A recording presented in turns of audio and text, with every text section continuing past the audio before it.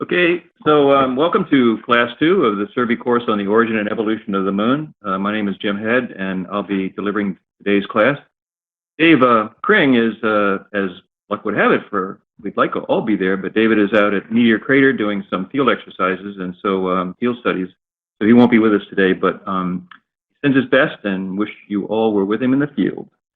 So today is a discussion of the history of lunar exploration, and this is critically important because it's amazing how far we've come in a very short period of time, measured in geological time, that is about something of the order of a little over half a century. It's really worth going back and thinking about what we know now, what we didn't know then, what the questions were then in terms of the early stages of lunar exploration. So that's one of the things we'll focus on today. And I want to encourage you all to go to the website, which has the readings and background material. There's several possibilities there. One is the ones for the individual classes. We're updating that as we speak here. And a very important part of that is there are a number of essentially biographical books that the Apollo astronauts have written, which will be on the website. And I really encourage you to take a look at these. And I'll mention one other one that's critically important, which is Chris Kraft's book called Flight. I'll touch on that in a little while as well.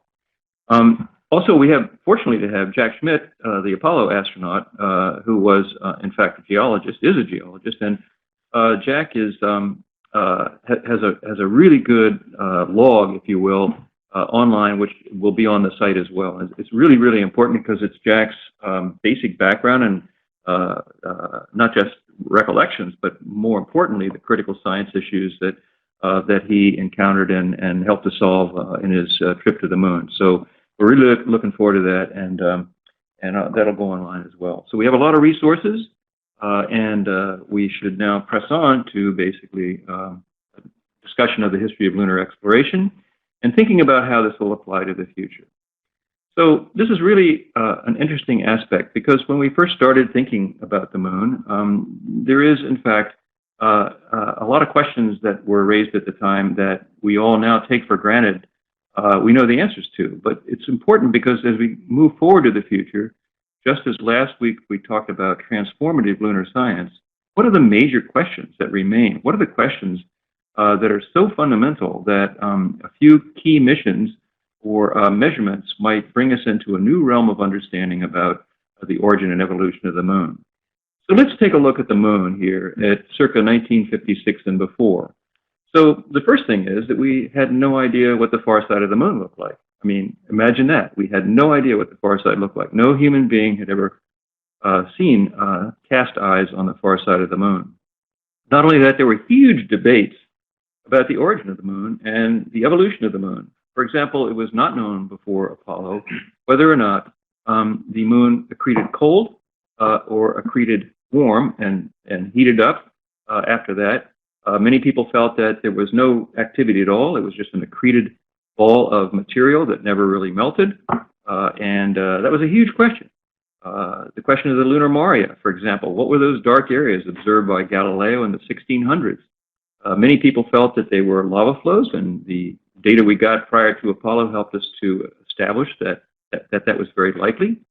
On the other hand, other people believe that, in fact, they were made of dust that was essentially weathered and mass wasted down to the low-lying regions on the moon. Tommy Gold, a Cornell astronomer, a very brilliant guy, was a proponent of that. And his idea was that it was all lunar dust, and that when the Apollo astronauts landed on the surface of the moon, they would actually sink tens of meters potentially deep into the lunar dust, if you will. It's transported electrostatically and by downslope movement from the highlands to the lowlands. That was a huge deal. I mean, imagine what would have happened if Neil Armstrong had to say that's one giant step for humankind by actually doing it from 10 meters deep underneath a lunar soil there. That wouldn't have quite been the same picture. So we had a lot of questions about that. In addition, the origin of the lunar craters. This was also a critically important aspect. We did not know the origin of the craters. It was very interesting from the perspective of how you view your own field and other fields, that one of the main astronomers, some astronomers believed, in fact, many astronomers believed that they were of volcanic origin. Gilbert Fielder, a very smart British astronomer, believed that, in fact, virtually all the impact craters on the moon that we know to be impact now, all the craters on the moon were of volcanic origin. You should read some of his early books on this. It's quite fascinating. On the other hand, the geologist, who would probably know a lot about volcanism, Gene Shoemaker, for example, believed that they were of impact origin. They were of extra lunar origin. So it's interesting that the one person who should know about all the material flying around in the solar system, the astronomer, felt that they were volcanic, whereas the person who should know most about internal geological processes felt they were from outside. One of those ironies. And of course, we didn't really know. That debate continued on even after some of the landings, etc. So that was clearly resolved. But these were fundamental questions: the origin of the Mare, the origin of the moon, in fact, the origin of the major features such as the lunar craters. So the history of exploration really can be summarized very briefly in terms of the telescopic phase, starting with Galileo's observations with the first telescope, and then essentially moving on to the mid-1800s, where photography started to be used to actually document what was seen, not just observations and sketches, but in fact photographic documentation. And this continued on until Sputnik in 1957, ushering in the space age, and of course the missions to the moon with Luna 3, as we'll come back to in a minute, visualizing and seeing the far side for the first time. So listed in this space missions, USSR space race, are a series of missions which we'll come back to individually in just a minute. And then we'll work our way up to the future. We'll essentially today focus primarily on things up to the 1990s, okay? So the set of slides that I will put online, the first part of which you will see today, the latter part, in fact, go into more detail about the findings in the 1990s and on, as we really began to get sophisticated remote sensing instruments into orbit and sophisticated landers, and paving the way towards where we are today and into the future. So if we think about this, for example, we might think of the first two here as what we'll cover today, the history of lunar exploration, and then a brief overview of the individual Apollo missions and their results.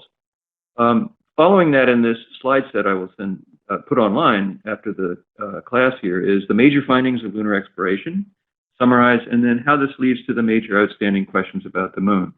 Some of these were covered last week in the transformative lunar science briefings, but many of them are really pretty fundamental and will lead into the lectures we'll have by experts in the field in upcoming classes.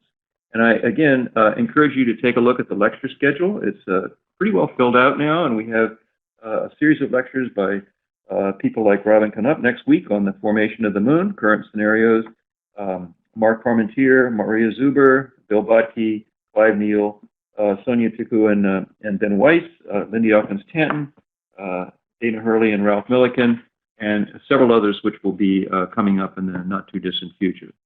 So let's press on and think a little bit about the cancel, standby.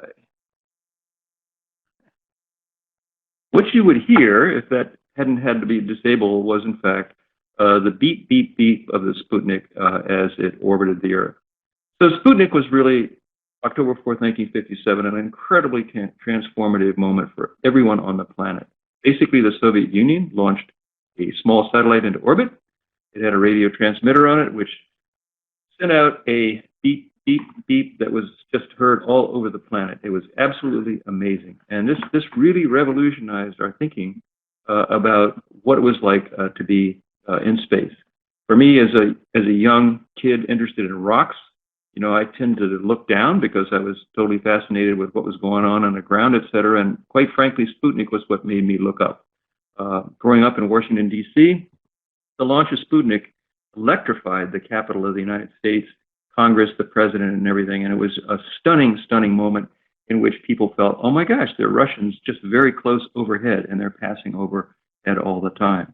So this was viewed as a potential threat. And I can't underline the geopolitical aspects of the significance of Sputnik. First of all, it was a stunning achievement on anybody's count to put the first satellite into orbit, but it was indeed seen in the Cold War era as being a major, major problem. I can remember that when I had a small shortwave radio, which is basically the internet of my day. So I was able to communicate with the world by listening to it on shortwave radio. And the strongest signal, that basically curl my hair, came from Radio Moscow, which had a program in English about what was going on. And what they said was, well, look, if you are interested in actually knowing when Sputnik is going to go over your house or whatever, just send your name and address to Radio Moscow, USSR, and we'll send back the schedule, and for future missions and things like that as well. So I went out, took my huge allowance of 25 cents a week, and spent it all on stamps to send it to the Soviet Union. And then I kept coming home at the end of the day saying, gee, I'm really looking for the reply. And one day I came home, and there was a envelope on the little table where we put the mail. It had a whole bunch of really beautiful Soviet space stamps on it. And I was so excited. I looked up, and there was my aunt looking down, actually glaring down at me. This is when I learned she worked for the CIA, and she was sure that I would not ever be getting a government job because I'd gotten mail from the Soviet Union. Well, as you see, that didn't turn out to be exactly the case, but that is a kind of an indication of the tenor of the times. So, of course, the Soviet accomplishments just kept piling up, not just Sputnik, but of course, Luna 3, the first image of the far side of the moon. You can see in the upper right-hand corner there, Mare Moscoviense, Crisium, and some of the other far side lunar Moria, and Tsiolkovsky down to the middle right. Fuzzy as it was the first view, and it said, hey, wait a minute, the far side isn't like the near side. There's something fundamentally different going on. We know now that it's probably related to the thickness of the lunar crust. Nonetheless, stunning, stunning accomplishment. This was followed in 1961 by Yuri Gagarin, the first human in space. My gosh, this is another really stunning, stunning success of the Soviet Union. And this, again, electrified the world as well as traumatized, basically, many people in the United States, particularly growing up in Washington, D.C. I can tell you that the environment was one of awe and fear. And so that was a major, major change in our thinking. And again, I continued to look up because, hey, wow, space. You could go up in space, and maybe there's rocks out there somewhere. So this also enthused me immensely. So what was going on in the Soviet program? These two individuals, Yuri Gagarin and Sergei Korolev, this is one of my favorite pictures of them chatting together. Sergei Korolev was the key individual, the essentially chief designer of the Soviet program. Chief designers are really interesting people in the sense they don't like sit down with pen and paper and design things per se. They really run the show. They're great organizers and essentially great people who have very bright ideas about what to do and how to do it, and can manage and organize a whole system of people to actually make it so. He was an amazing guy, and you should read about it. You should read a biography of him, because it wasn't so easy, because he was in and out of prison, political prison, so to speak, and many of his works actually came from activities while he was still in prison. He remained during most of these years a virtual unknown to the world, even though he was the one who was running the show. So you can see him on the left there, very handsome guy. He was really the brains, and he would have such simple themes as, well, how are we going to go to space? How are we going to get to the moon? His mantra was, well, we build a train in lunar orbit, and then we go to the moon. That indeed is what the U.S. Agreed to as the approach to go to the moon. Basically, you put your pieces together in Earth orbit and then move on to the moon. So there was another really important individual, Vladimir Chilamea. He also headed a design bureau. He was also a very brilliant design person, and the two of them were in severe competition throughout this period in the early days of the space program. Each had a somewhat different design and launch vehicle capability type things. And so they were in competition. Sergei Korolev ultimately won out for sure. But in a minute, I'll point out a connection that we have with Chilamea's design bureau, which came back to us in the recent past. So here's a picture of Svetlana Savitskaya, Yuri Gagarin, and a number of other leaders in the Soviet space program. The person in the middle here, outlined in this red box here, this young man, strapping young lad there, is the son of Nikita Khrushchev, the Soviet premier at the time. And interestingly enough, to close the loop in terms of not getting a job in the U.S. space program, my aunts were Sphere, we've actually become great friends here in our lab at Brown with Sergei Khrushchev, because he's a professor here at Brown University in the Watson Institute for International Studies. And so we've learned a huge amount about the Russian program, the Soviet program, from Sergei, who was actually there at the time. Sergei is a rocket scientist, and he was in Chilemea's design bureau. So again, one of those ironies. So let's take a look at what the Soviets were up to in terms of human exploration. They had some amazing plans, and indeed it was sad that they weren't able to accomplish them in the way that they had set out to do in the first place. They had an absolutely amazing launch vehicle, the Soviet N-1. This was the Cosmonaut launch vehicle, and indeed it was a very, very powerful rocket. You can see it outlined here on the left. I'll show you a scale relative to the Saturn V in a moment. Here it is on its side in the essentially construction bay, mating bay, and you can see that it had lots of fuel. And in this next view here, looking at it from the business end of it, it had about 30 rocket engines at its base, and it's just amazing. I think the problem that I can tell you right now with this vehicle was that it was very, very complicated, and getting 30 engines to ignite and operate simultaneously was an amazing task, and it didn't always work. So they had real problems with this. I encourage you to, I'm not an expert on the N1 rocket, but I encourage you to take a look at some of the historical books that are on the website, and you can see from that what some of the issues and problems were with the N1. We'll come back to that in a little more detail in a few minutes. So here's the N1, the middle rocket there. Protons on the left, and ammonia, etc. And on the right is the Saturn V. So it's essentially the same size as the Saturn V, which was ultimately the U.S. rocket that got us to the moon. Now, the Soviet mission to the moon was going to be a little different than the U.S. one. Here you have, courtesy of Sasha Vasilevsky, the picture of the N1 on its side. In the upper part of it, you can see circled in red. It had, in fact, essentially the rocket to get it to the moon, and then the parts in the upper, the left-hand side of that red circled area are separated and put into the upper left-hand diagram here. And you can see, for example, that there was a manned lunar orbiter as well as a manned lunar lander, and then lunar orbit insertion and power descent module. So the bottom line was that the two things on the right went down to the surface, and then towards the surface, and then the one in the middle landed, and the one on the left stayed in orbit.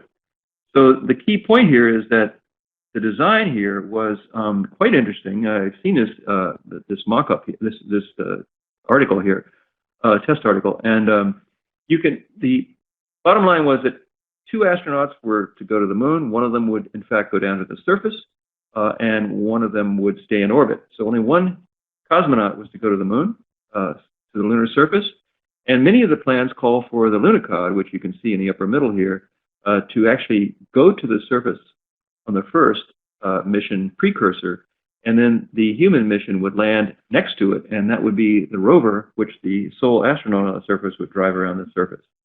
After the demise of the N1 as a capability to get to the moon, the Lunicod was essentially, I guess we would say today, repurposed to be a robotic vehicle, and it was extremely successful.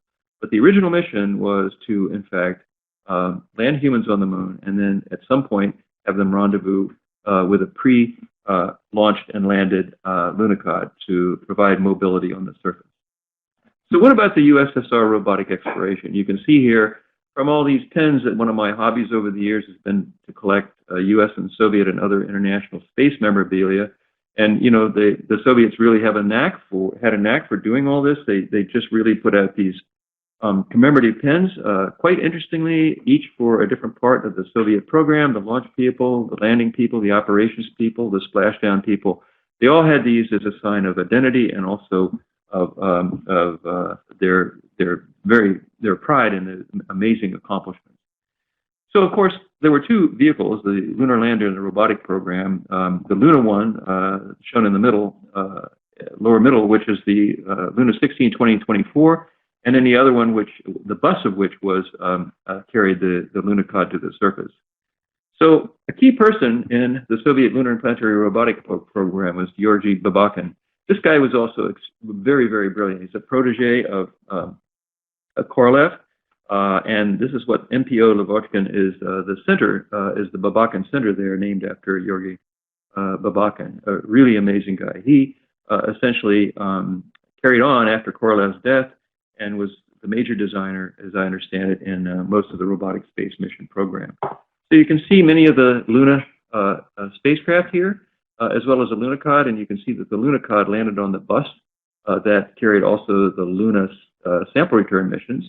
And then there were ramps put down on both sides, you know, just in case one side had a rock on it or something, it would then launch down off the lander onto the lunar surface. So let's take a look at the successes and failures of the Soviet planetary mission. This again is a slide made up by a Russian Soviet patriot. That's my friend Sasha Basilevsky. It's always confusing to me because you know, I associate blue with success and red with failure, but of course they're the Soviets, so they associate red with successful and blue with failure. So you can see in the lower part of this, Luna 1, Zond 3, and Luna 24 reaching out, huge number of missions launched. Some of them that were launched were not even indicated here because they weren't successes per se. They were other, but you can see the major successes: Luna 1, 2, 3, and a whole series of Zond missions, which were the human-rated missions, and we'll come back to those as well. And you can see again the successes in the Venus program and also in the Mars program. Not so much on Mars. Mars has always been difficult. So let's go to Luna 3, the first image of the far side. Again, this revolutionized our thinking. It made us think about the moon as something that was really interesting, and not only that, but what was going on the far side that made it look so different. The Soviet robotic missions were incredible in their variety. You know, you can see here kind of a portfolio, if you will, a collage of a whole series of these very successful missions: orbiters, landers, rovers, sample return missions. In the upper right-hand corner, you can see Luna samples returned into the Siberian tundra, if you will, and, you know, landing in the snow, being recovered. Those are radio beacons, and they were able to be tracked, and then landing and recovery of the capsule by helicopters was very successful. So when we think about Luna 9, the first soft lunar lander, we didn't know what the surface was look like. Again, people like Tommy Goal would assert that, in fact, the surface was quite literally, you know, the astronauts were going to literally sink into the surface up to meters depth, maybe many meters depth. Well, this piece of the Luna 13 TV panorama shows, in fact, rocks sitting on the surface in otherwise very fine-grained soil. This is an amazing accomplishment. Again, the basic design of this is unique in a lot of ways. It was a very marvelous engineering feat, and not only that, but it made us understand that rocks could sit on the surface without sinking in. You can see parts of the spacecraft in the middle right out towards the horizon there. But again, you know, these are craters at small scale. You could see the nature of the rocks, and you could see aspects of what was important in terms of the engineering aspects of essentially the loading strength of the lunar soil. So this gave us some confidence that this was a safe place to land. Now, shown here on the right is a picture I took in the Babakin Museum, an amazing place that now is at the Lavochkin Museum. If you ever have a chance to go to this in Moscow, it's absolutely worthwhile. This is the basic bottom line lander thing. You can see its configuration in the upper left for the Luna missions. This was for the Lunicod here. You can see the two vertical aluminum features there, which are the lower to the ground so the Lunicod could drive off. Very, very successful, absolutely. And one of the interesting things was that Luna 16 was the first successful robotic sample return. But one story that not many people know about is the story of Luna 15 and Apollo 11. Luna 15 was also a sample return mission to the moon, launched by the Soviets, right around the time of Apollo 11. We were so busy with Apollo 11, we didn't really have time to think much about this. But it turned out that the plans of the Soviet Union were to launch the Luna 15 spacecraft, land on the surface in Mare Crisium, and collect samples and return them back to the Earth prior to the time that Neil Armstrong and Buzz Aldrin were to return successfully from the moon with their samples. Imagine what a propaganda coup that would have been. By this time, the Soviets knew that they had failed in their race to land humans on the moon first, and yet at the same time, a wonderful propaganda coup. Well, we didn't really have to send humans there and waste all that money. You know, we have superior technologies that can do it without humans. Sadly, for us as scientists, Luna 15 crashed into a mountain. It probably landed long and probably related to the lack of detailed knowledge in the navigation system of the presence and characteristics of the mascons, which were not, I believe, taken into consideration for this descent and landing. That's my understanding of the story. So it's fascinating that history would certainly have been different. It would have been no less a success for Apollo 11 landing humans on the moon, but it would really have been interesting to see how that would have turned out. And the Lunicod, again, was really remarkable. It's just absolutely stunning spacecraft. In the museum there, at least in the old days, you could actually operate the thing. And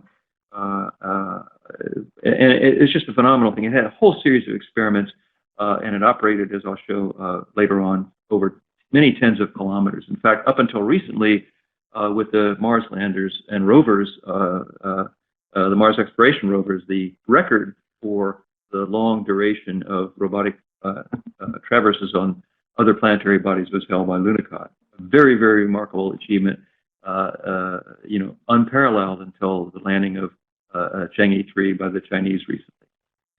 So where were we at this point? Well, you know, things weren't going so well in the USA.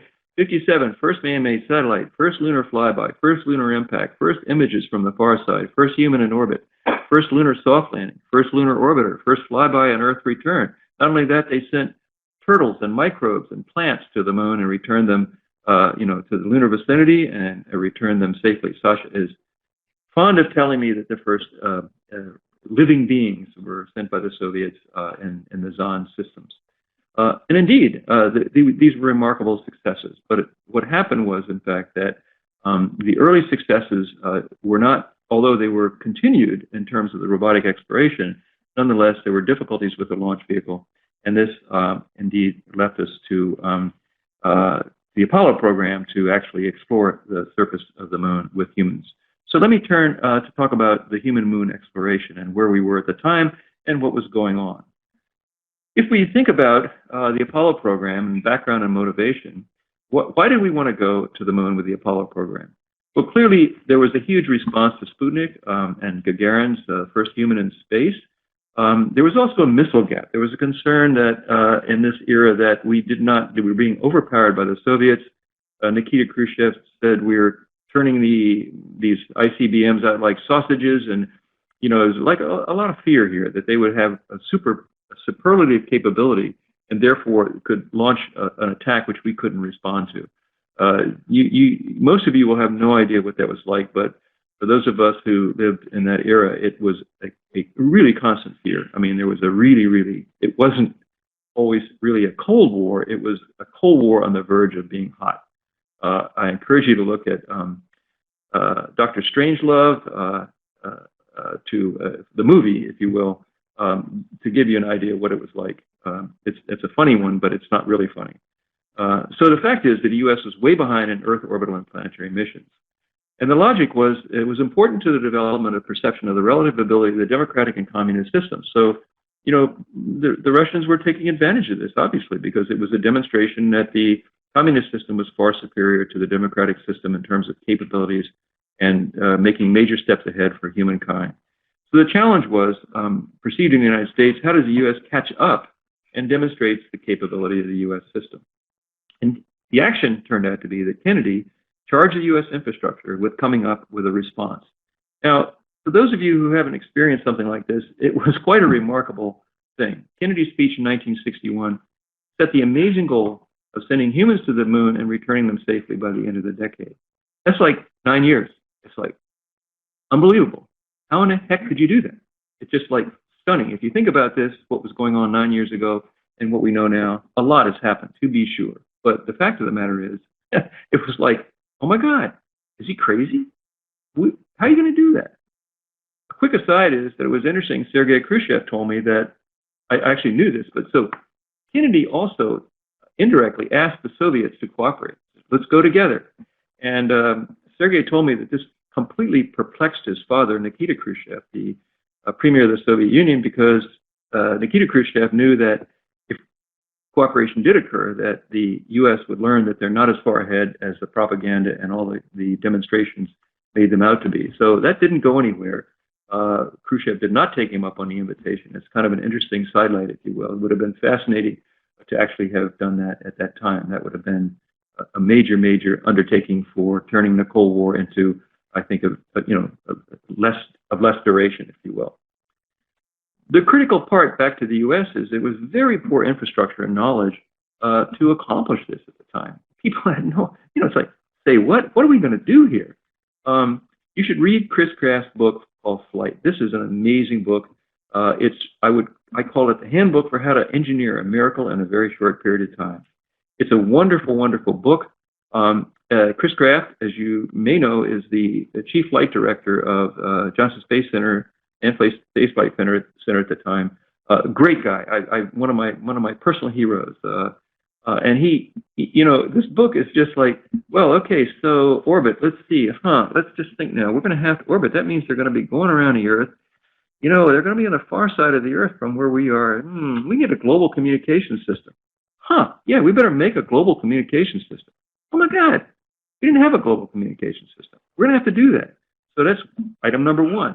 There's another dozen of these fundamental things that we take totally for granted today that had to be done. And they were done. They were done. And so it was an amazing sequence of events, and it's all told in Chris's book. I encourage you to read that.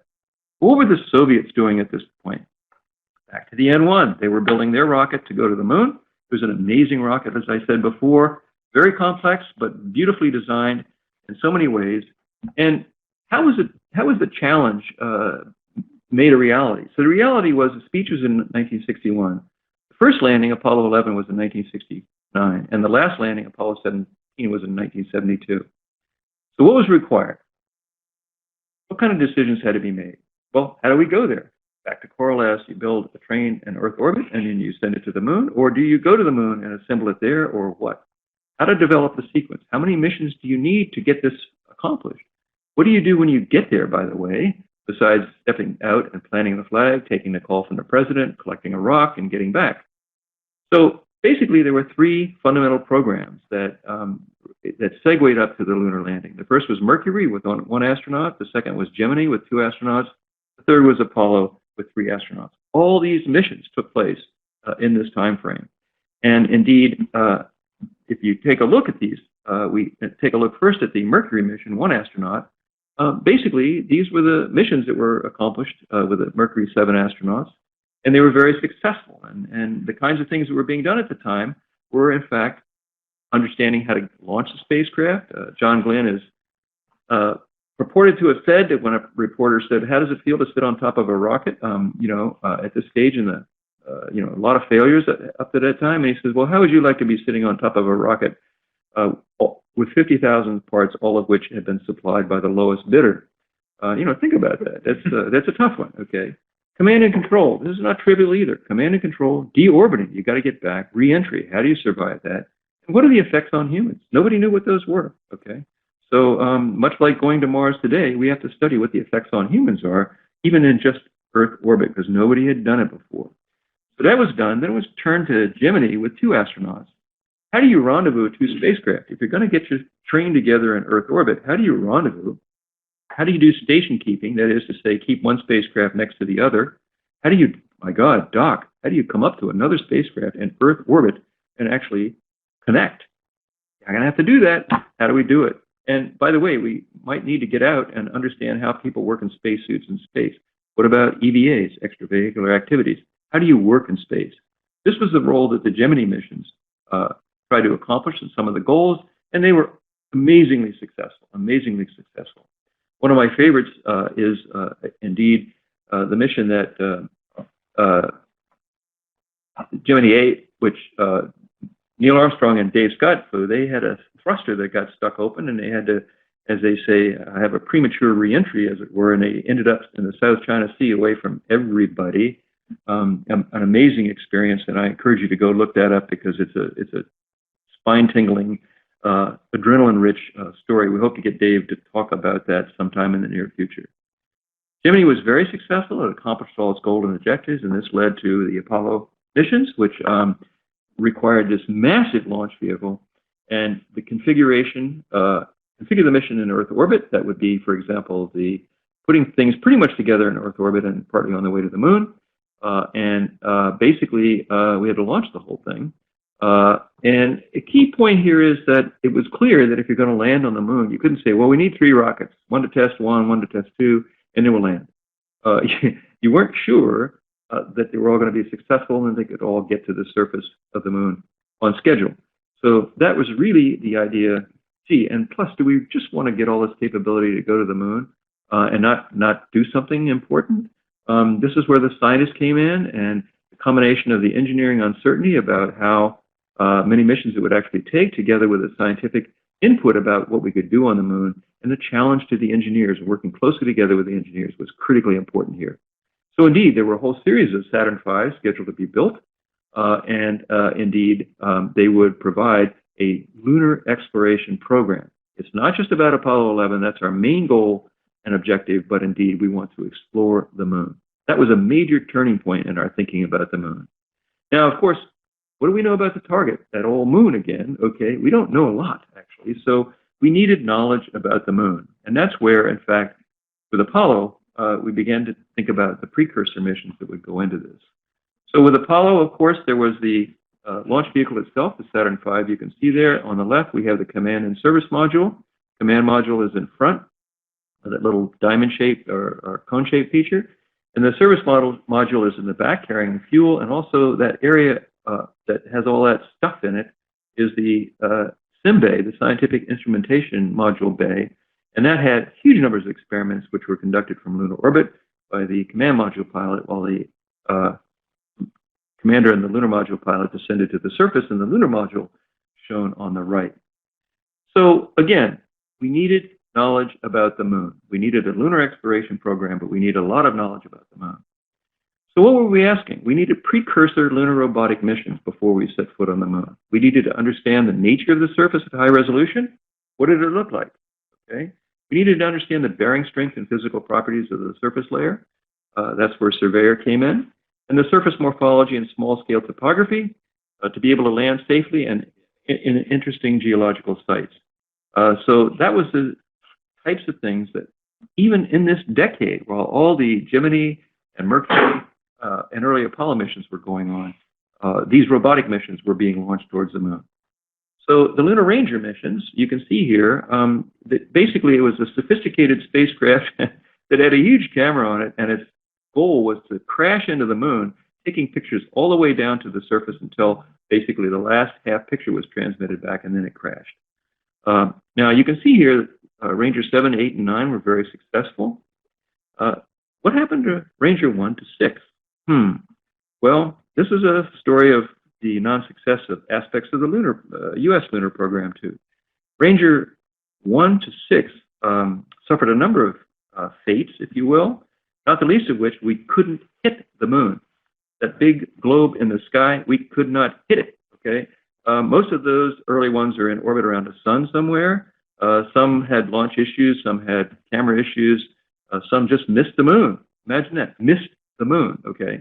So this was not the most auspicious start, but we learned from each one, and 7, 8, and 9 were incredibly successful. Lunar Orbiter missions were also fantastically successful and obtained images, high-resolution images, which we pored over for site selection and also counted craters on, measured blocks on, etc., for the earlier Apollo missions. Very, very successful set of missions. And the Lunar Surveyor also had very successful landings. That's a picture of the Surveyor as it is seen in a test area. And they returned huge numbers of images, which also, like the early Luna mission, the soft lander, were able to tell us what the surface looked like. And this is a picture of the rim of Tycho here with a secondary crater on the ejecta deposit here. So Ranger 1 to 9, Surveyor 1 to 7, and Lunar Orbiter 1 to 5. There were 21 robotic precursor missions in 8 years. Imagine that. Robotic precursor missions are totally essential to human exploration of the moon and to continued robotic exploration of the moon. So these missions were very, very successful, and any return by humans to the surface, which will be coming up very soon now by a number of different nations, will in fact rely on additional robotic precursor missions. So what was going on in the Soviet Union? Well, rocket N1 was having some problems, sadly. So again, the chief designer, Sergei Korolev, sadly he passed away in 1966, which was a huge, huge loss for the Soviet space program. The rocket length was about the size of the Saturn V, as I mentioned to you. You can see there the Saturn V. There were 3 stages. The first one I mentioned had 30 engines on it. The test launches, the first one exploded at 12 kilometers altitude. The second one failed on the launch pad. It was a terrible accident. Exploded on the launch pad, killed a number of people. The third one failed as well, and the fourth one failed as well. Sadly, the complexity of the rocket, I think, is my understanding of what did it in. And again, the Soviets ultimately decided that they would not continue the program and focus in on robotic exploration. On the other hand, the Apollo missions were also not without failure. Apollo 1, the Apollo fire, was a terrible, terrible, terrible tragedy. 3 really, really great astronauts perished in that fire. It was just a shock, and things were put on hold and until the investigation could be completed, and the program to land humans on the surface of the moon by the end of the decade continued. They were really among the best astronauts, and it was a very, very sad loss. Apollo 7 was a CSM Earth orbital mission. This is about the time I came to NASA, just before Apollo 7. What type of experiments and exploration are we doing on the surface and in orbit? The Apollo 8 mission, the command and service module. Basically, at this point, it was known that the Russians might be launching a mission to the moon. The command and service module was ready, but the lunar module was not in the U.S. program, and the decision was made at the high levels to do the Apollo 8 circumnavigation of the moon flight, and that was a historical moment, you should actually look that up and Google that. It's just an amazing thing where at Christmas time, the astronauts were at the moon, and the stunning view of the Earth from the moon was embellished and embedded in everybody's mind at that point. Apollo 9 was an Earth orbital mission as the lunar module became available, and it was tested out in Earth orbit. Dave Scott, Rusty Schweikert, and Jim McDivitt on that mission. And then the Apollo 10 mission went to the moon with a full up practice. Tom Stafford, Gene Cernan, and John Young. And they went down to a few tens of kilometers to the lunar surface, tested out everything, but they didn't land, which must have been, well, as John Young would say, well, we were doing our job. But, you know, it's got to be amazing to be in a lunar module and be that close to the moon and not be able to land. And, of course, on Apollo 11, the first landing, it was the success that we all come to know, even without an understanding of the earlier precursor missions. So I'll come back to the fact that the Apollo 11 landed long when we resume here. So that's basically the history of lunar exploration as I've outlined it here. It's obviously not the full history, but I hope I've given you highlights about some of these things. And we'll turn now to some of the individual Apollo missions and their results. And then the last 2 points here will be covered in the slides that will be online, the major findings of lunar exploration. We talked about that a lot last week, and the major outstanding questions about the moon also addressed that last week. But there'll be a lot of details on there that you can visualize and look at your own time. So let's take a look here at the Apollo missions. I mentioned the complexity of this and the beauty of the Saturn V rocket, and also the command and service module as well as the lunar module. So from my own personal history here, this is when I became interested in the moon. You know, Tim Much, a professor here at Brown University, was extremely interested in the moon and lunar exploration. We had a course in spending essentially trying to understand the nature of the moon and planets from remote sensing data. It was quite different than what we were used to. My professional training was in stratigraphy. But I was captivated by this ad. I saw this ad in the college placement annual when I graduated in 1968. And it said, our job is to think our way to the moon and back.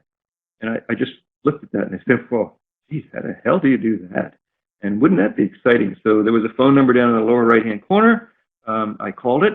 This was before websites, okay? So I called the phone number, I got an interview, and I got the job. And to this day, I don't know what qualified me for that. The only thing I can say is that nobody knew what they were doing because nobody had ever been to the moon, and very few people had actually studied it.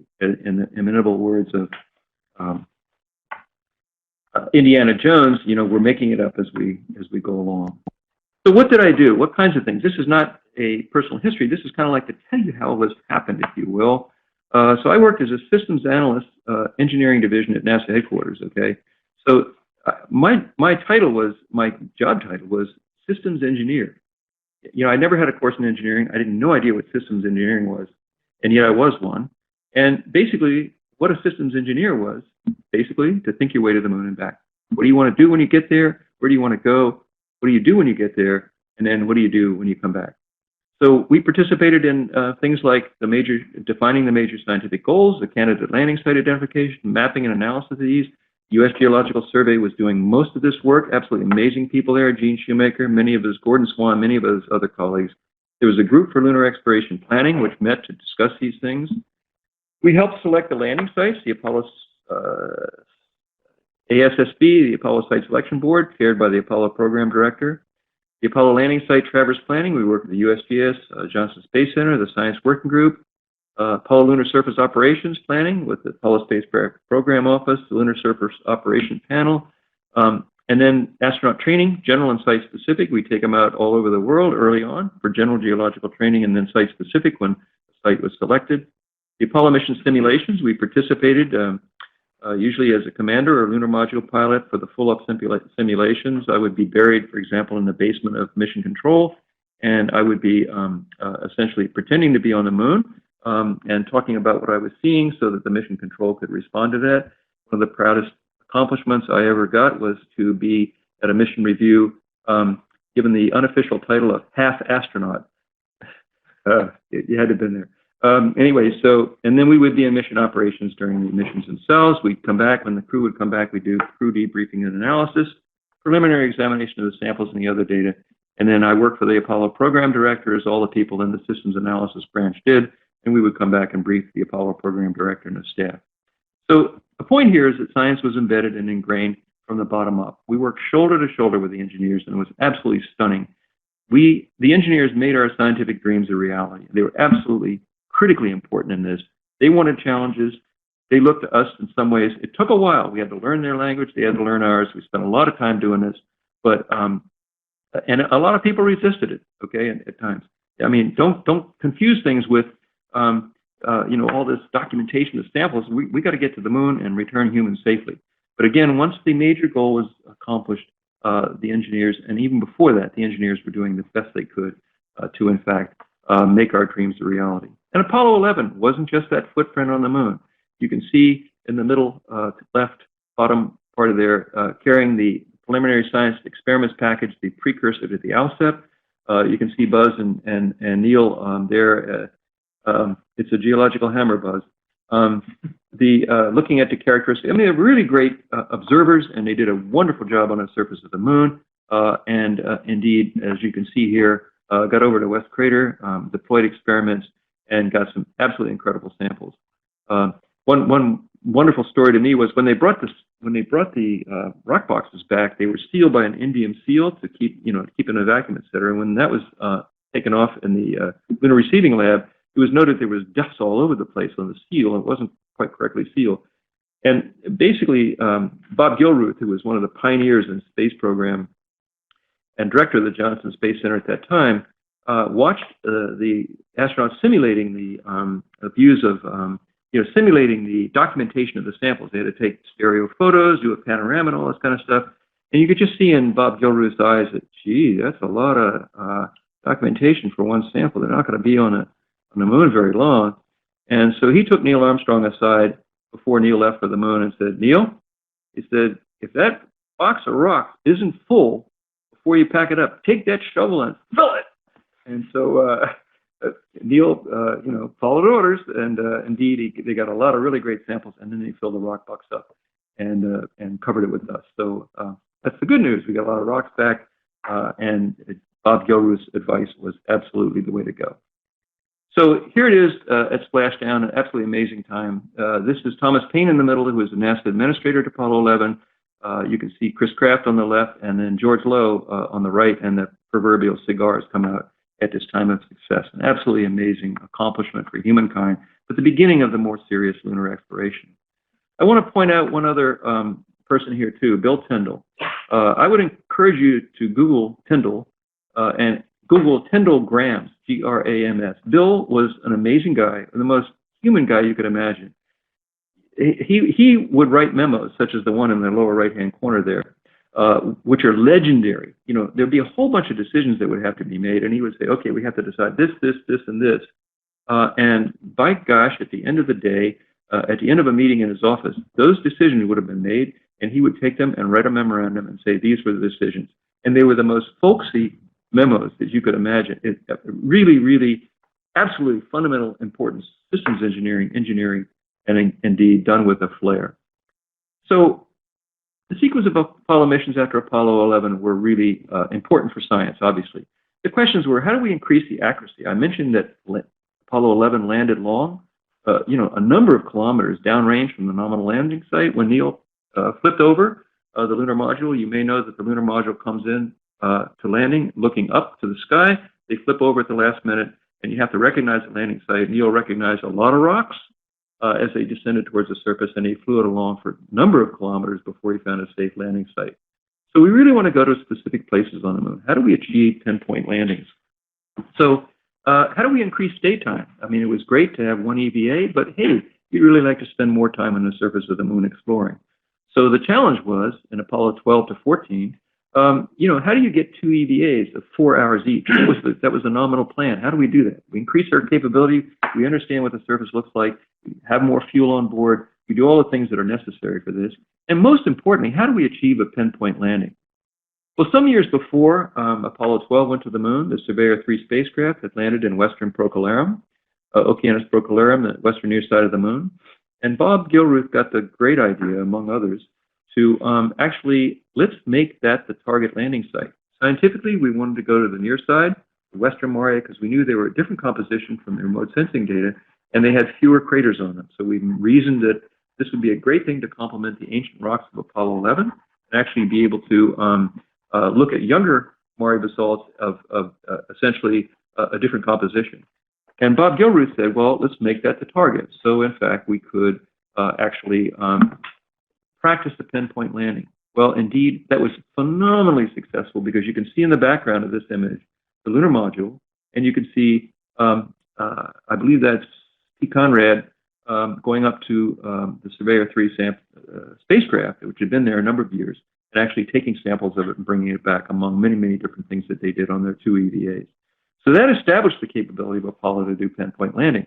This was really, really important, and that was accomplished and enabled us to do the Apollo 14 mission, which in fact was 10-point landed pretty much right on the money into the Fra-Mare formation.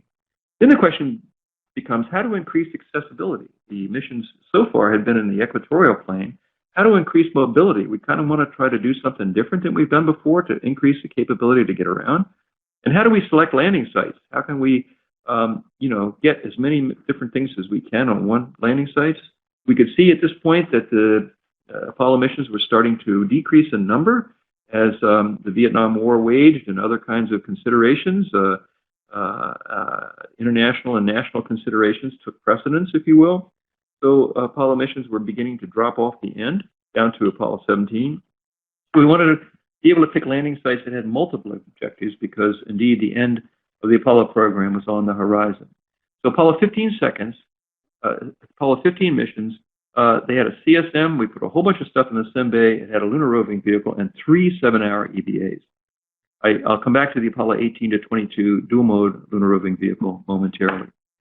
So one of the things we considered was the LFU, the Lunar Flying Unit, to increase mobility. I did a lot of traverses in the Mars Hill regions and others where the astronauts would get on this thing. It's like a jetpack, and they would go to different places on the moon, particularly higher, the tops of the cinder cones or the pyroclastic cones on Mars Hills and other places that one couldn't get to in a walking traverse.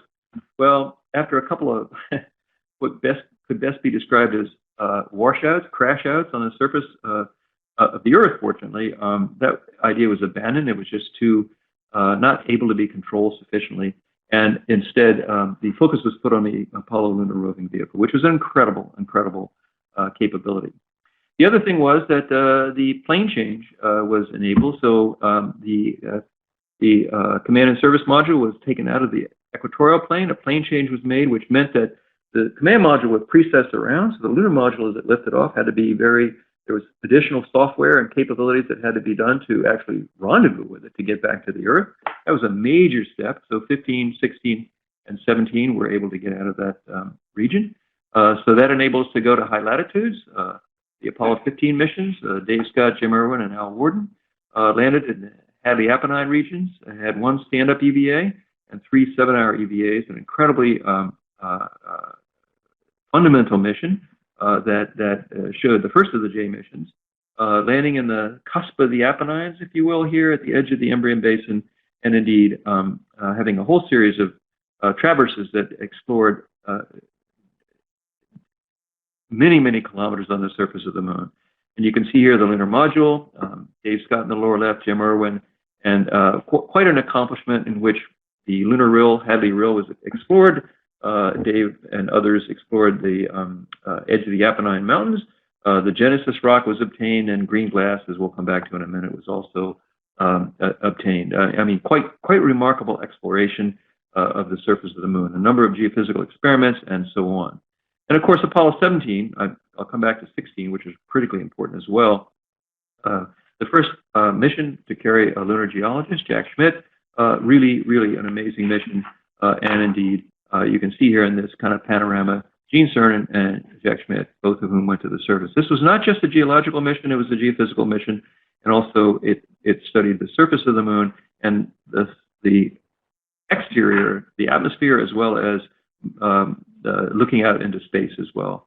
So this is the orange soil that was collected, drills were put in, heat flow measurements were made, traverse gravimeter, all sorts of things were accomplished there. And even in the lower right-hand corner, the geological maps, when the part of the fender fell off the rover, the geological maps were put to use with duct tape to keep the rooster tails from coming back up in the rover.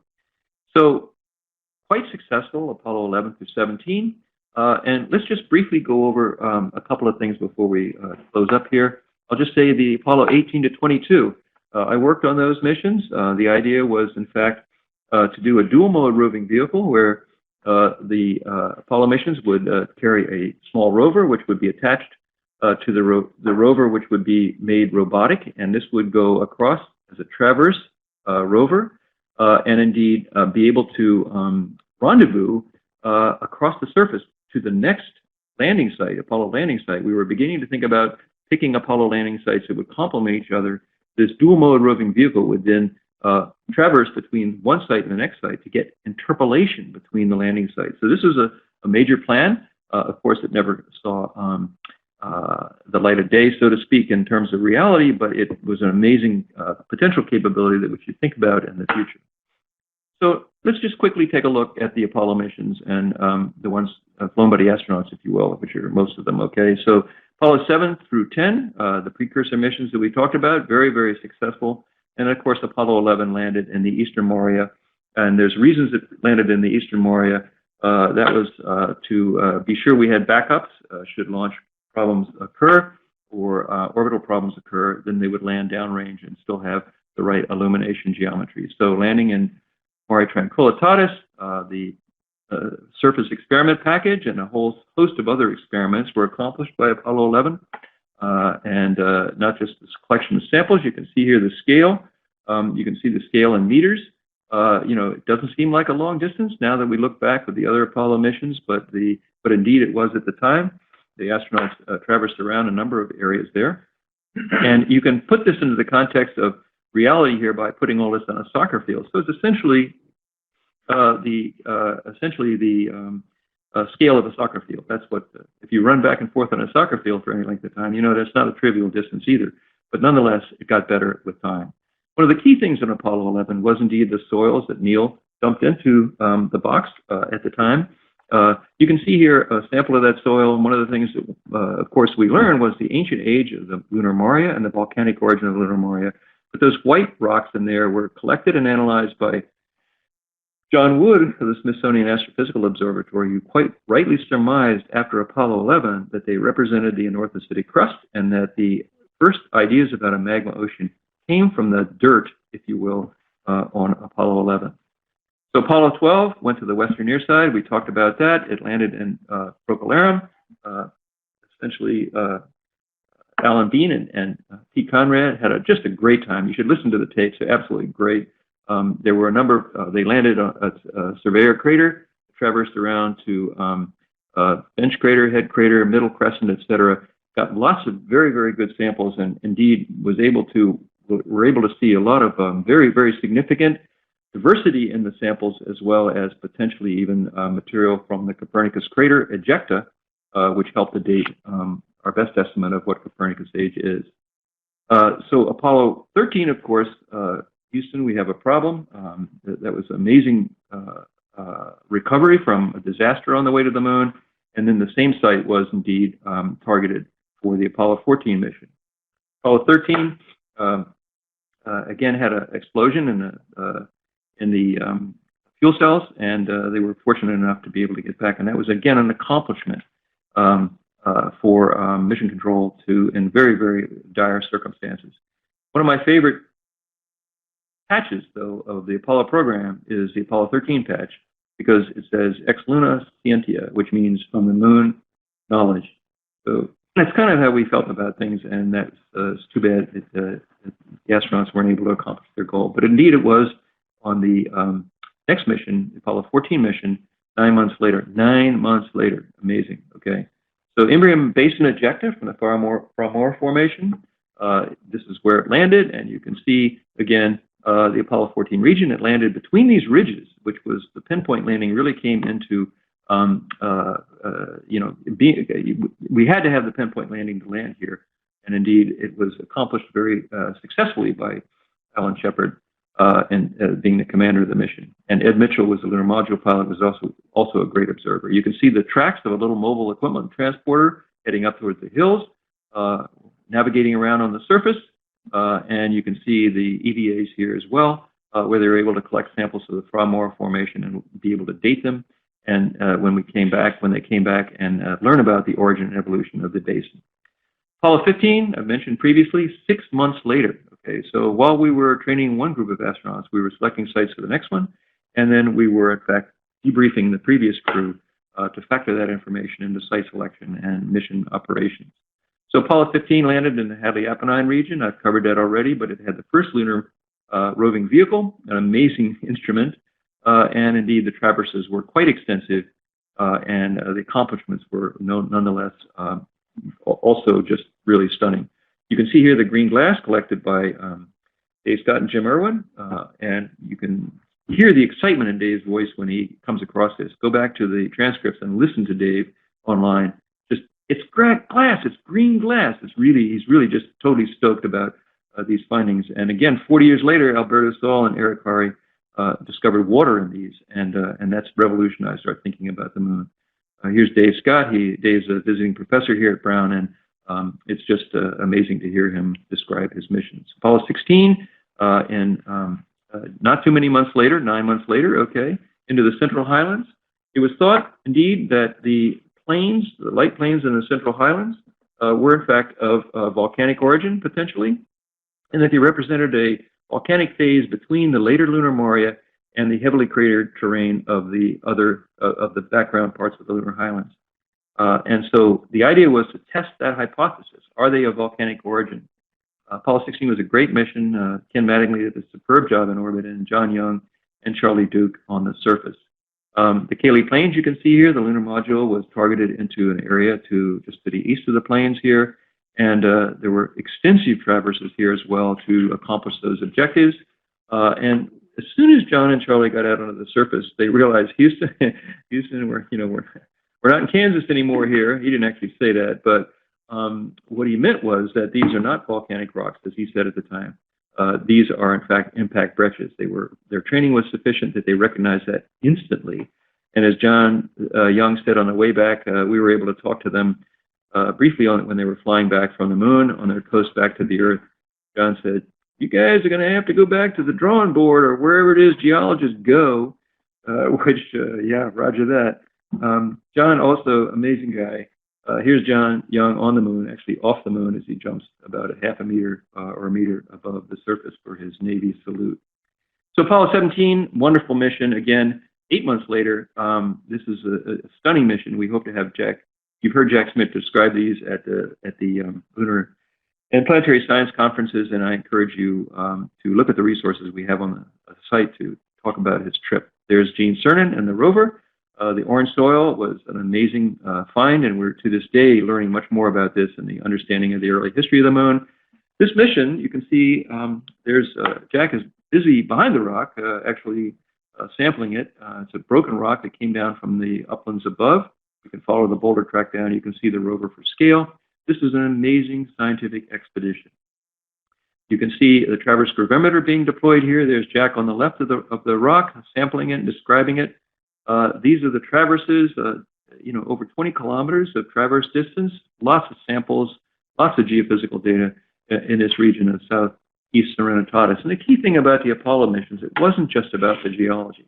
Science on the moon, science from the moon, and a continuing science legacy. Science and engineering synergism were really, really critically important. And you got to be thinking in terms of the science and engineering synergism, working shoulder to shoulder with scientists from the first day on the job, as you will. Go find your engineering departments, get them excited about this, and really work together. So I will just summarize by saying, here's some fundamental conclusions that I would see them here. Apollo was scientific exploration at its best. Okay, it changed the way we think about the Earth, absolutely. The astronauts were well trained, they were highly motivated to succeed. They were the scientific explorers, really, the 20th century Lewis and Clark expeditions. The Apollo astronauts, you'll hear a lot, oh, well, they were all scripted, and that's absolutely not true. Of course, you would never go out in the field as a geologist without a plan. We had a plan. We had traverses to try to accomplish our objectives, but the astronauts operated independently on the moon. It was like, hold this rock up. Do you think we should collect this? Absolutely not. We had a T-cubed philosophy, which was train them, trust them, and then turn them loose. If they needed help, we were there, but we weren't telling them what to do at all. They were explorers.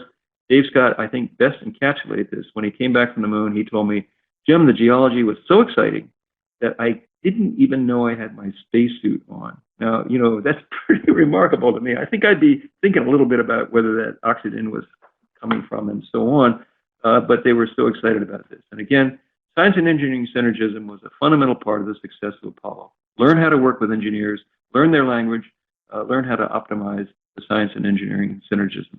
Apollo was very flexible and evolved significantly, like I think I've been able to show, and there's a huge scientific legacy from Apollo. The key thing about future exploration by NASA to always ask is, what will the scientific legacy be? What will the legacy be? What will the scientific legacy be? And Apollo was indeed human and robotic exploration. As we saw, it took 21 robotic missions before Neil Armstrong and Buzz Aldrin set foot on the moon. So that's a summary. I encourage you to take a look, and we'll pause a second here to address questions.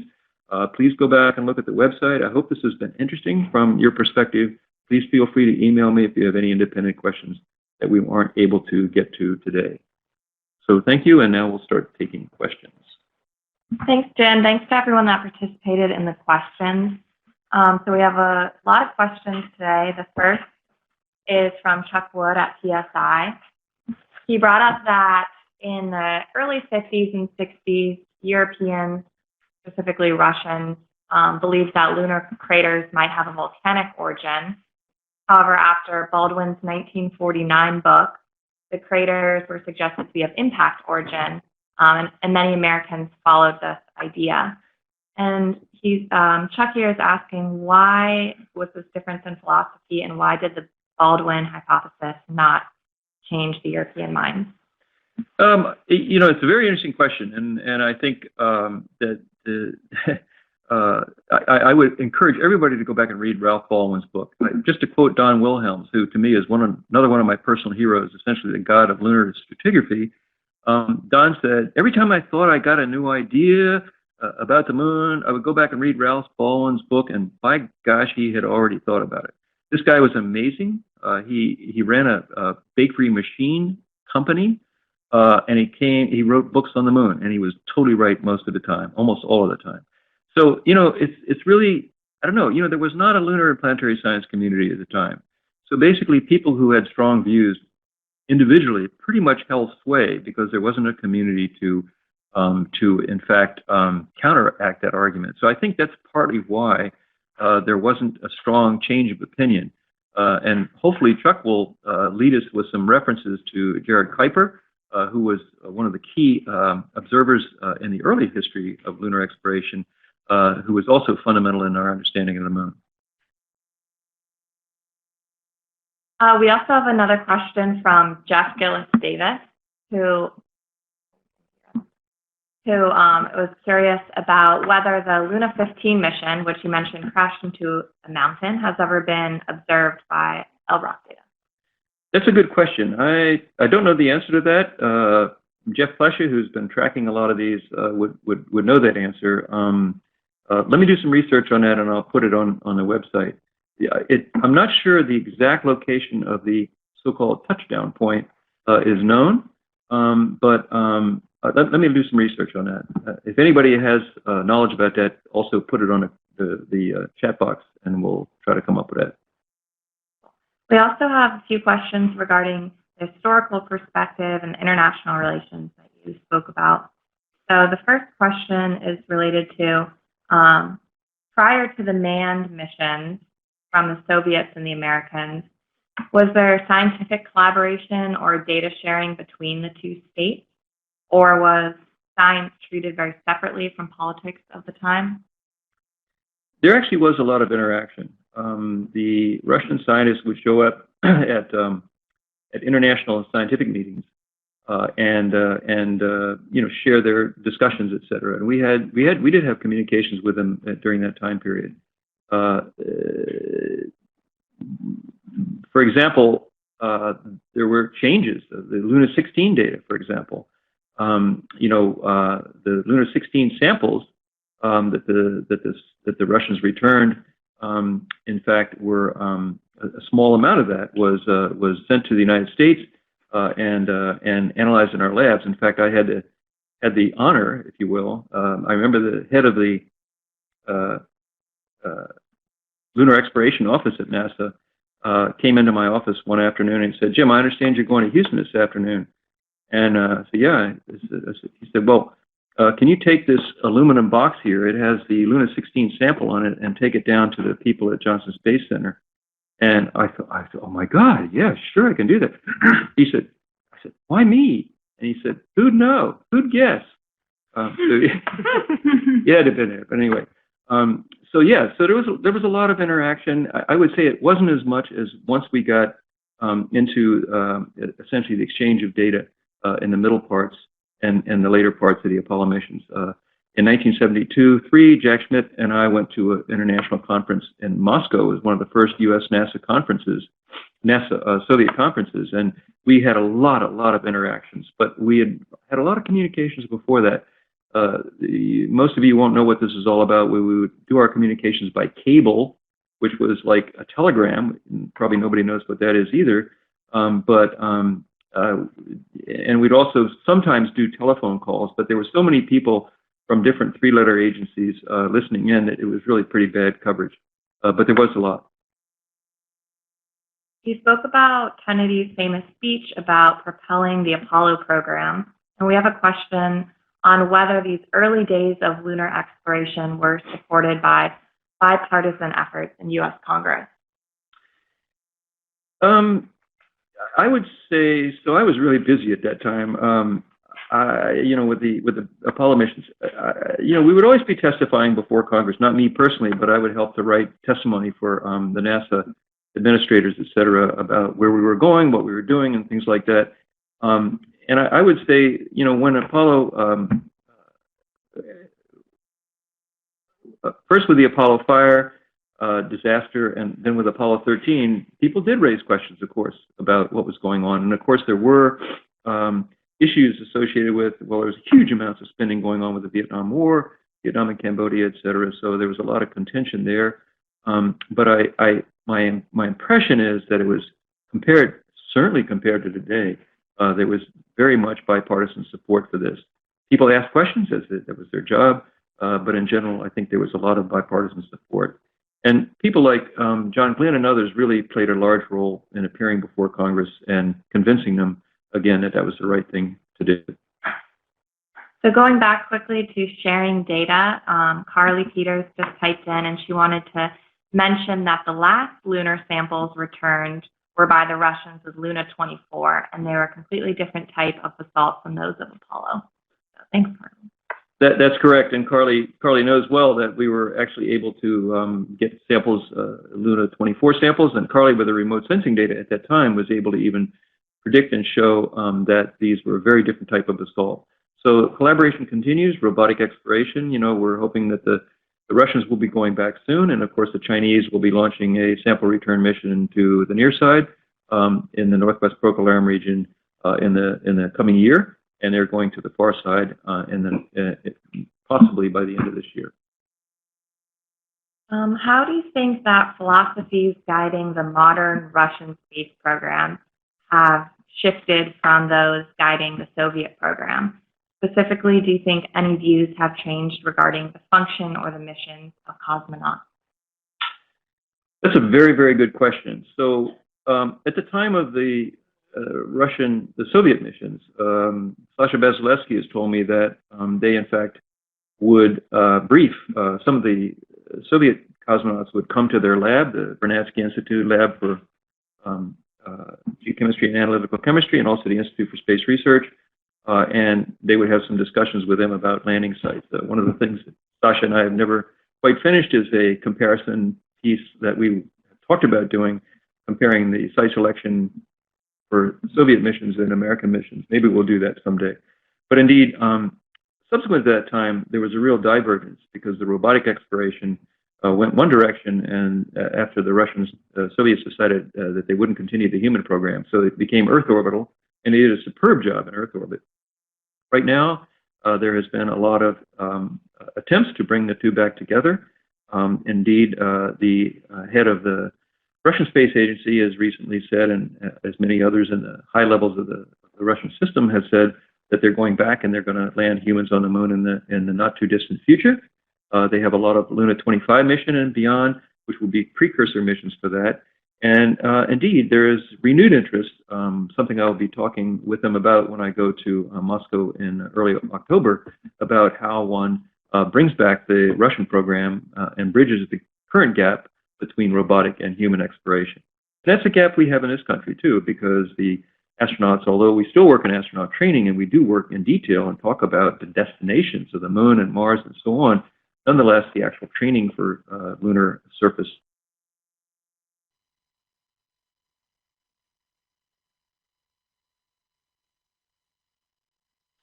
You spoke about the national and international perspectives that propelled the Apollo program. What do you think are the primary drivers that now motivate lunar exploration? Well, I think I would say a number of them. My own view, of course, is that scientific exploration is propelling us to go back to the moon and continue to go to the moon, go forward to the moon, as Carly would say. You know, I think it's a Rosetta Stone, if you will, for our understanding of the rest of the planets. It's so nearby. We can do so many things. We know where to go. We know what to do. All the Apollo astronauts will tell you that we need to have the astronauts' field area expanded from Earth, like we did in Apollo, to the moon, so they can learn how to operate in the lunar environment before they go on to Mars. So there's lots of different reasons, scientifically, strategically, and so on. And of course, should not go without saying that one of the key aspects of space exploration is pride and prestige. Pride is how one views oneself. It's not a prideful thing, it's just how you view yourself. And prestige is how others view us. Apollo was an incredible boost to American pride, how we all viewed ourselves when we accomplished this goal, and prestige, which is indeed how others thought of us.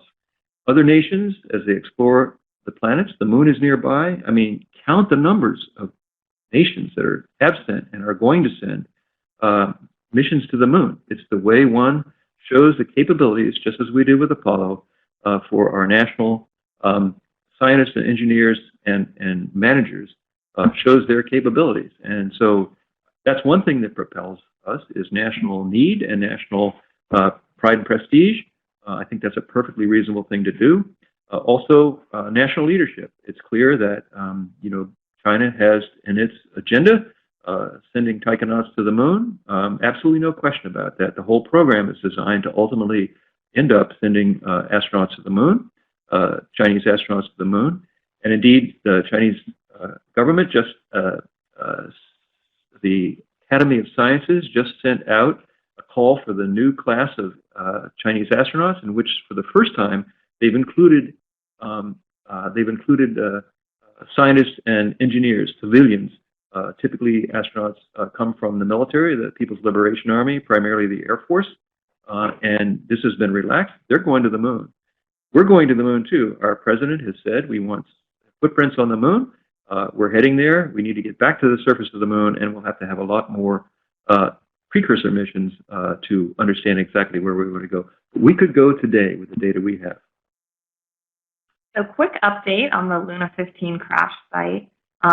Brad J. wanted to point out that he's not aware of this being found in LROC images. Without a before image, it's difficult to figure out which small fresh crater it is, and it's unlikely that enough of the spacecraft held together to see the debris.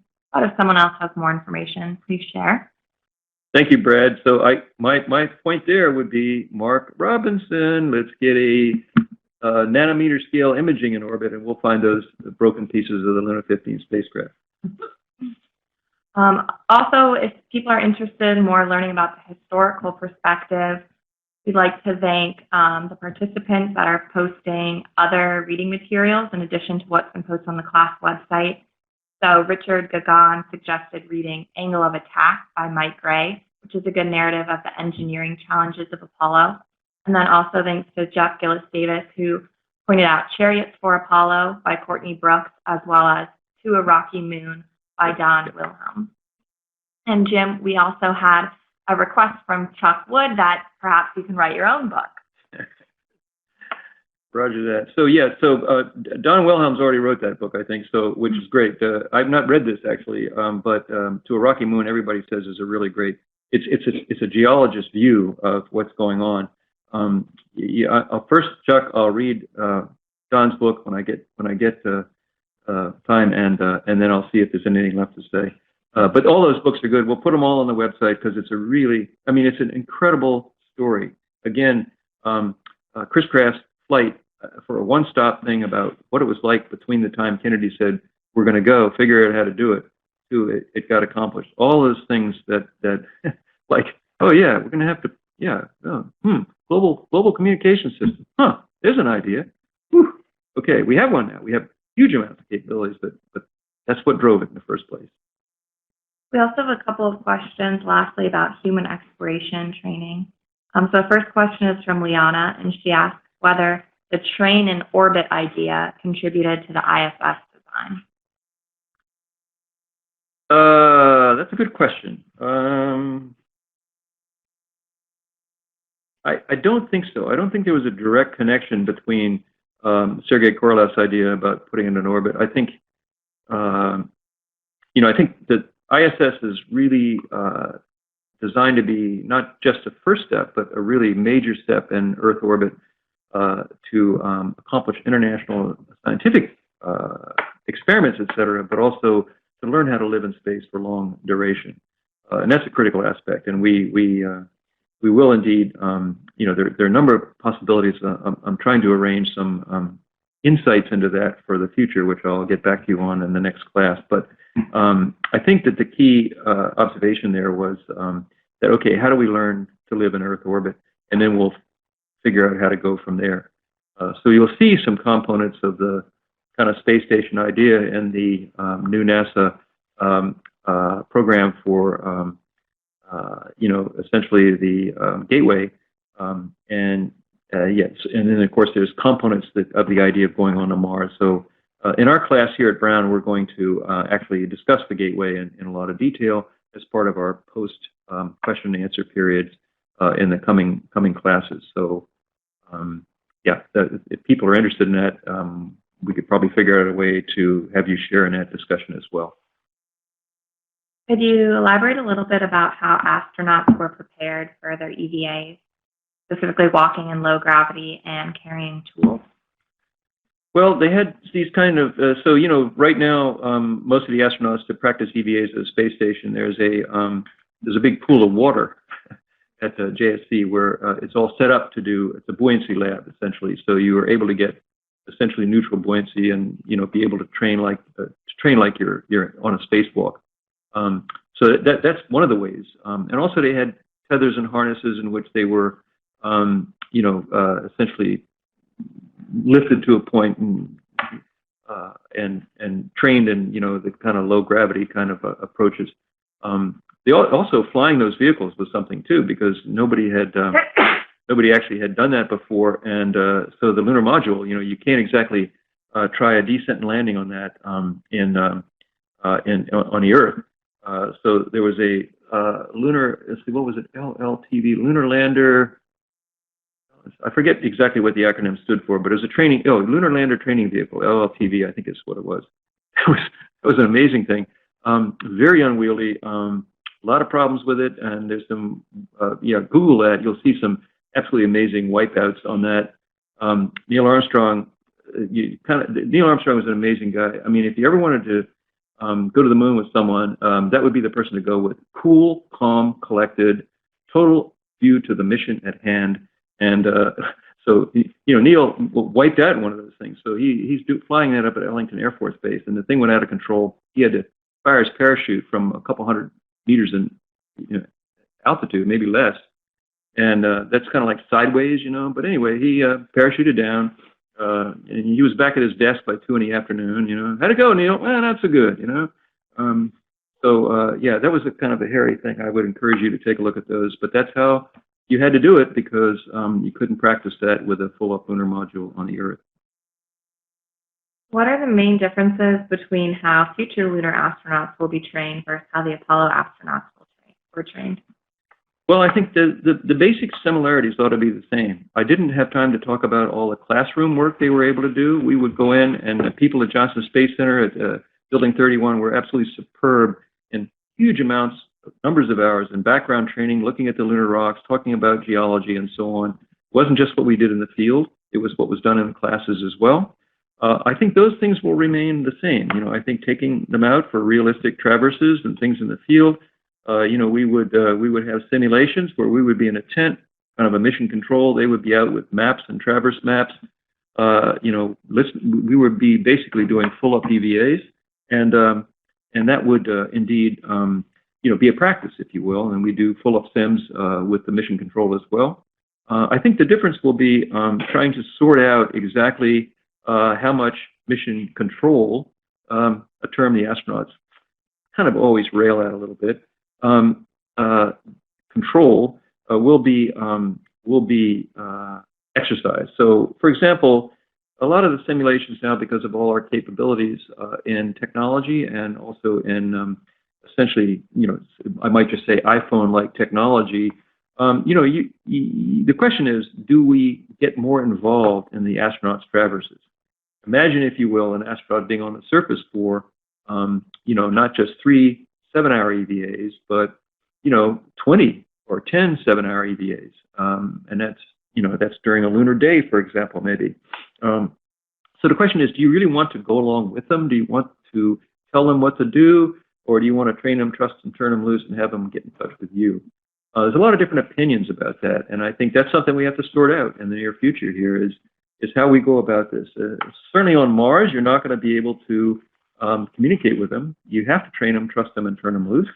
I can imagine that from the moon in the future, there will be evening debriefing sessions where people will be in the loop, so to speak, in mission control during the time that they're on the surface, assisting them as they need it, but then having longer-term debriefings and planning the next day's traverses. This is pretty much the way we do it in Antarctica, where, you know, we get together in the tent at the end of the day and we collect our thoughts and our essentially what we've learned in the day, and then we plan the next day's traverses. I think that's going to be more what it's like rather than having them hold up an instrument, etc. The other thing is that we're going to have a lot more capability in terms of instrumentation that will, in fact, remote sensing, handheld remote sensing spectrometers, all sorts of things are coming online now, which we can use to get real-time information that we can help, you know, the astronauts in the selection of samples as well as, and they can actually see that too. Whole issue about heads-up displays here, you know, whether they be seeing a lot of the data they're collecting and whether they can integrate that in their minds or whether they need help from ground. These are the kind of things I think we're going to have to definitely explore in the future. And then finally, as we return to the moon, is there a role opening again for lunar astronauts, and what do you think that role is?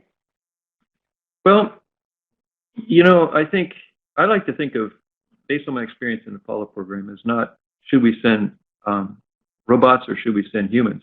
Clearly, in Apollo, a lot worked in terms of human robotic partnerships. When we had 21 mission precursors, we could not have gone to the moon without those. So that's a lot there, okay, of robotic missions that were absolutely essential for human exploration. Don't forget that there were human robotic partnerships on the surface. The lunar roving vehicle, imagine the lunar flyer, imagine the dual road moving vehicle, and the mobile equipment transport. There's all sorts of things where robotic capabilities should be able to be accomplished to do interpolation, extrapolation between human traverses, and in fact, optimize the scientific return. So I think there's going to be a real partnership. It's up to us. Imagine Dave having a small robot, Dave Scott, that he could send down the side of the rill, making measurements all the way down the side of the rill. During the time he was doing the surface exploration and analysis of the samples at the upper part of the rill. These are the kind of things I think we need to think about. I think, you know, it's really clear. If anyone has any question about what humans can do on the moon, I encourage you to go back and look at what the Apollo astronauts were able to do. And the most important part of that is to go back and look at what Jack Schmitt, as a trained astronaut, trained geologist, was able to do at the Apollo 17 site. Gene Cernan did a huge amount, absolutely no question about that.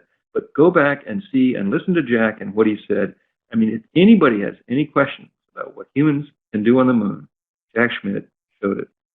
So we'll put his material up on the site before the next class, and I encourage you to take a look at that, because for me, that's the answer.